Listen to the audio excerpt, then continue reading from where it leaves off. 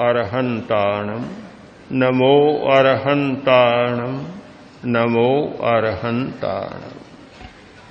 तत्व सिद्धांत की दृष्टि से विचार किया गया बड़ा महत्वपूर्ण है कि आग्नेय परमाणु यह मुख्य केंद्र होता है। पार्थिव परमाणुओं का मुख्य केंद्र है हमारा शक्ति केंद्र गुदा का स्थान। वहां से लेकर नाभि तक का एक विशेष स्थान है जिसे अपान प्राण का स्थान बतलाया गया है। और स्वास्थ्य का बहुत गहरा संबंध है अपान के साथ। अपान शुद्धि स्वास्थ्यम और अपान विकृति रोग है, गहरा संबंध है। अब पार्थिव परमाणुओं पर नियंत्रण करना है और उनको सम्यक रखना है, जिसका संबंध हमारे नाभि के साथ है। वहां इंद्रिय पर भी विचार करना होगा। यानी 5 इंद्रियों का काम हम इतना मानते हैं कि आंख का काम देखना है, कान का काम सुनना है, नाक का काम गंध लेना है। ये तो ही मान्य है ही, प्रत्यक्ष बात है। किंतु शरीर रचना की दृष्टि से, पर्याप्ति सिद्धांत की दृष्टि से इनके कार्य बहुत व्यापक है। जैसे विचार करें कि जो हमारा शक्ति केंद्र है, जिसको मूलाधार योग में कहते हैं, मूलाधार चक्र, पेरेनियल जो चक्र है हमारा, उस पर कंट्रोल करना है, उसको स्वस्थ रखना है, तो उसका स्विच बोर्ड कौन है, क्या है? वह है नासाग्र। भगवान महावीर ध्यान करते थे नासाग्र निमित्त दृष्टि। दृशौ च नासा नियते स्थिरे च, दृष्टि नासाग्र पर टिकाई। यहां ध्यान करते ही एकदम मूलाधार या शक्ति केंद्र स्नायु ऊपर उठने लग जाते हैं और वह नाड़ी तन जाती है, जिसको मूल नाड़ी कहते हैं योग की भाषा में। वह नाड़ी तन जाती स्वास्थ्य की कुंजी है। बहुत सारे पुरुषों की बीमारियां, बहुत सारी स्त्रियों की बीमारियां पैदा होती है, उसका स्थान है वह मूलाधार या शक्ति केंद्र। तो वह ठीक नहीं रहता, बीमारियां पैदा होती है। और उसको स्वस्थ बनाया जाए, बीमारियों में बहुत अंतर आता है। हमारे एक मुनि आए, पूज्य गुरुदेव आमेट में मर्यादा महोत्सव बिता रहे थे, बहुत वर्ष पहले की बात है। मुनि धनराज जी आए, आकर बोले कि मत्स्य की बीमारी हो गई। तो हमने कहा कि दवा लेना चाहते हो, ऑपरेशन कराना चाहते हो, या ऐसे ही ठीक करना चाहते हो? तो उन्होंने कहा कि नहीं, दोनों इच्छा नहीं है। विहार करना है, यात्रा करनी है, न दवा भी लेनी है, न ऑपरेशन कराना है। तो हमने कहा मूल बंधकार अश्विनी मुद्रा का प्रयोग करो और साथ में स्वमूत्र से प्रक्षालन का प्रयोग करो। उन्होंने वह प्रयोग किया। 5-10 दिन के बाद आए कि बीमारी बिल्कुल ठीक हो। अनेक बीमारियों की जड़ हमारे उस अपान के स्थान में छिपी हुई है।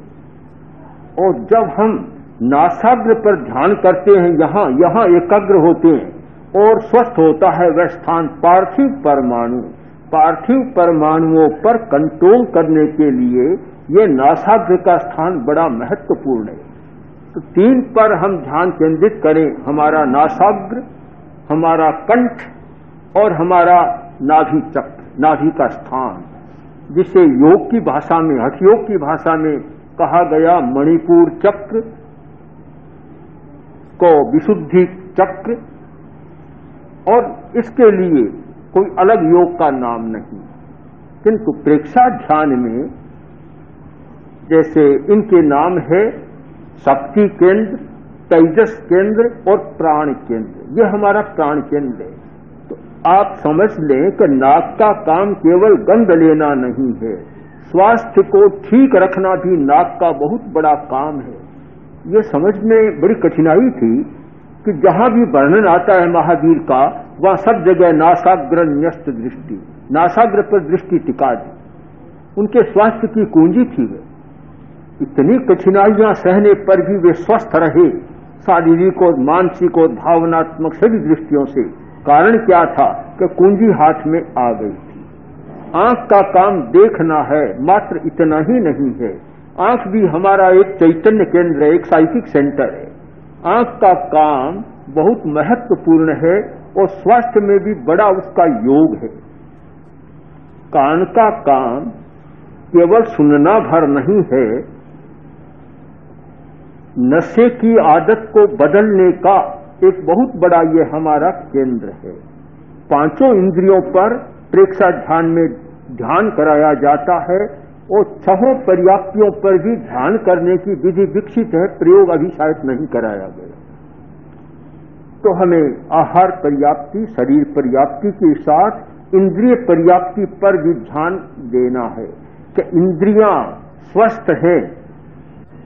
आप 5 मिनट आंख पर ध्यान करें, 5 मिनट कान पर ध्यान करें, 10-20 मिनट नाक पर ध्यान करें।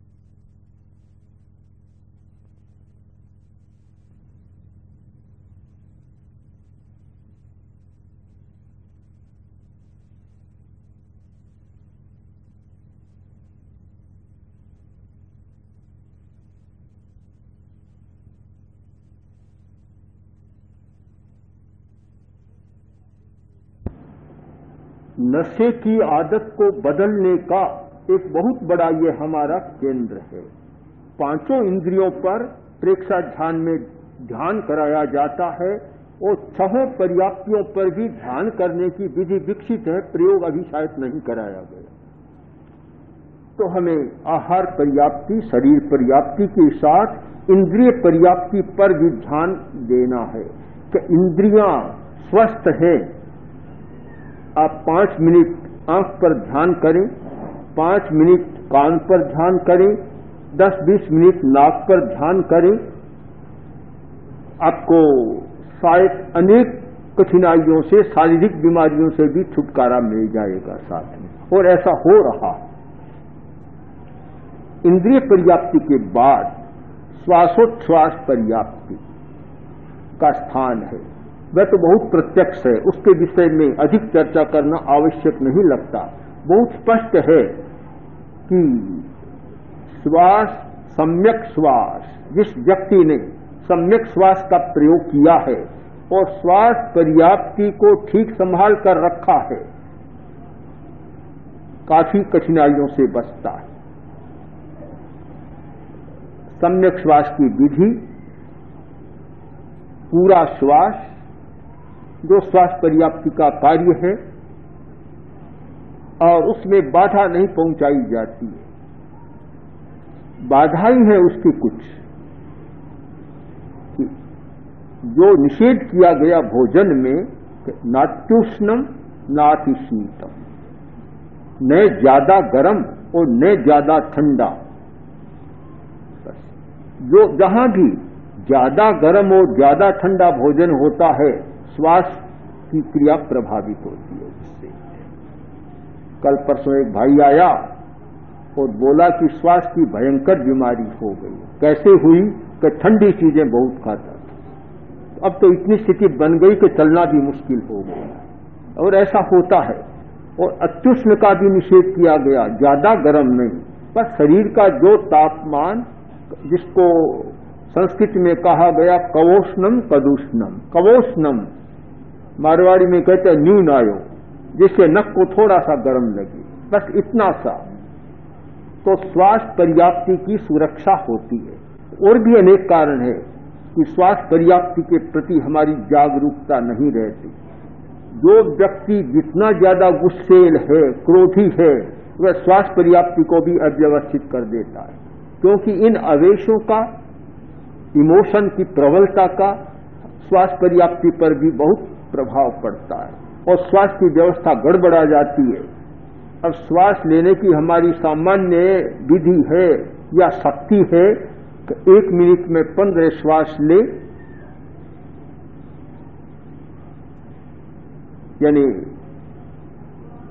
2 सेकंड में 1 श्वास लिया, 2 में रेचन किया, 4 में 1 हो गया। यह एक सामान्य विधि है। किंतु जब आवेश की प्रबलता होगी,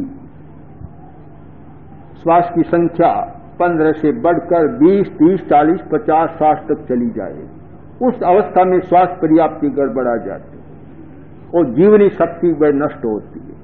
तो हमारी जीवनी शक्ति के सारे आधार हैं, केवल हम शरीर को न देखें। आहार पर्याप्ति बड़ा आधार, शरीर पर्याप्ति और इंद्रिय पर्याप्ति भी बहुत बड़ा आधार है, और श्वासोच्छ्वास पर्याप्ति, ये सब हमारे स्वास्थ्य के मौलिक आधार हैं। अब भाषा पर्याप्ति और मनक पर्याप्ति, इन 2 पर्याप्तियों पर विचार करें तो वैसे तो भाषा पर्याप्ति का सीधा स्वास्थ्य के साथ कोई संबंध प्रतीत नहीं होता, किंतु हम परोक्षतः विचार करें तो भाषा तंत्र भी बहुत प्रभावित करता है।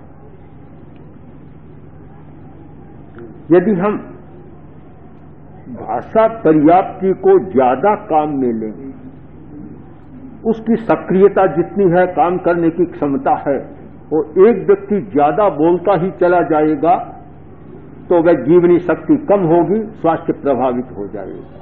इसीलिए यह वाणी का संयम का विधान किया गया। उसका आधार क्या है कि तुम भाषा पर्याप्ति से भी अतिरिक्त काम मत लो। जो पशु, घोड़ा, खच्चर, कोई भी भार उठा सकता है 2 क्विंटल, 4 क्विंटल, और उस पर 50 क्विंटल भार मत ला, उतना ही ला दो जितना कि वह सामान्यतः उठा सके, तो तुम्हारा काम करता रहेगा। किंतु आदमी इतना ज्यादा बोलता है, अनावश्यक बहुत बोलता है, और भाषा पर्याप्ति उससे प्रभावित हो जाती है, और उसका काम है पुद्गलों को ग्रहण करना। अब ग्रहण करते करते कितना करेगा, आखिर तो विश्राम भी चाहिए। आहार पर्याप्ति को भी विश्राम की जरूरत, इसलिए विधान किया आहार का संयम करो, सारे दिन खाते मत रहो। शरीर पर्याप्ति को भी विश्राम की जरूरत, सारे दिन प्रवृत्ति मत करो। इंद्रिय पर्याप्ति को भी विश्राम की जरूरत, सारे दिन इंद्रियों से काम मत लो, विश्राम दो। श्वास को भी विश्राम की जरूरत, तो सारे दिन श्वास मत लो। कैसे कहूं ये, श्वास तो सारे दिन लिया जाता है, पर सारे दिन मत लो, उसको भी विश्राम दो, विश्राम। क्योंकि श्वास के बिना तो आदमी जीवित नहीं रह सकता। एक आदमी मर गया तो किसी दूसरे ने पूछा, अरे भाई कैसे मरा, क्या हुआ? बोला तुम जानते नहीं, वो बड़ा भुलक्कड़ था, इतना भुलक्कड़ था, लगता है श्वास लेना भूल गया और मर गया। तो ये तो कैसे कहा जाए कि श्वास मत लो, किंतु श्वास को भी विश्राम दो, या हाँ, श्वास का संयम करो। कभी कभी श्वास को रोक लो 5 सेकंड, 10 सेकंड। और दीर्घ आयु का एक नुस्खा ये माना जाता है कि जो व्यक्ति बार बार श्वास का कुंभक करता है, संयम करता है, तो आयु शक्ति, जीवनी शक्ति कम खर्च होती है। और श्वास को इतना वेग मत दो अपने आवेशों के द्वारा, जिससे श्वास की शक्ति भी गड़बड़ा जाए। श्वास का संयम करो। आहार संयम, शरीर संयम, इंद्रिय संयम, श्वास संयम और वैसे ही वाणी का संयम, भाषा का संयम करो। सारे दिन मत बोलो। और ज्यादा सोचोगे तो मन पर्याप्ति भी परेशान हो जाए, परेशान होगी कि इतना ज्यादा चिंतन करता है तो वह मन का तंत्र इतना गड़बड़ाता है कि ज्यादा सोचने वाला, रात दिन सोचने वाला, विश्राम न देने वाला पागलपन की दहलीज पर अपना पैर रख देता। इसलिए मन पर्याप्ति को भी व्यवस्थित करो, मन का संयम करो। भगवान महावीर ने अनेक प्रकार के संयम बतलाए, उनमें ये 6 संयम और आ जाते हैं। 6 संयम है, फिर नाम याद कर लें। आहार का संयम, शरीर का संयम, इंद्रिय का संयम, श्वास का संयम, भाषा का संयम और मन का संयम। ये संयम करके हम इन पर्याप्तियों की व्यवस्था में हस्तक्षेप नहीं करते हैं और उनको अपना काम अपने ढंग से करने देते हैं। हमारा स्वास्थ्य बहुत अच्छा रहता है। तो हम ये स्वास्थ्य के सूत्रों पर विचार करें, शरीर की व्यवस्था पर विचार करें। तो ये जो 6 पर्याप्तियां, बायो पोटेंशियल पर्याप्तियां, इनको न भूलें, इनको छोड़कर और हम स्वास्थ्य पर विचार करें और केवल औषधों के द्वारा स्वस्थ रहने का प्रयत्न करें, शायद सफल नहीं होगा। इसलिए महावीर को समझने का या महावीर की वाणी को समझने का, उनके स्वास्थ्य के विचारों को समझने का एक रहस्यपूर्ण सूत्र बनता है यह संयम। संयम, और इस संयम के द्वारा हम पर्याप्तियों के काम में हस्तक्षेप नहीं करते। जैसे आज प्रकृति के काम में मनुष्य ने बहुत हस्तक्षेप किया तो पर्यावरण प्रदूषित हो गया। ऐसे ही हमारी जो ये प्रकृतियां हैं, 6 पर्याप्तियां, 6 पोटेंशियल, इनके कार्य में हम ज्यादा हस्तक्षेप करते हैं तो इनकी व्यवस्था गड़बड़ा जाती है और एक प्रदूषण पैदा होता है और बीमारी का, स्वास्थ्य बिगड़ने का मुख्य कारण बनता है। इस सारी स्थिति को समझकर और हम स्वास्थ्य की मीमांसा करें, शरीर को समझें, इन 6 जीवनी शक्तियों पर विचार करें। लगता है कि इन 6 जीवनी शक्तियों पर ऐसा सुव्यवस्थित और क्रमबद्ध विचार अन्यत्र दुर्लभ है जो कि जैन आचार्यों ने किया है। तो इनको सम्यक समझकर हम अपने स्वास्थ्य के प्रति जागरूक बनें।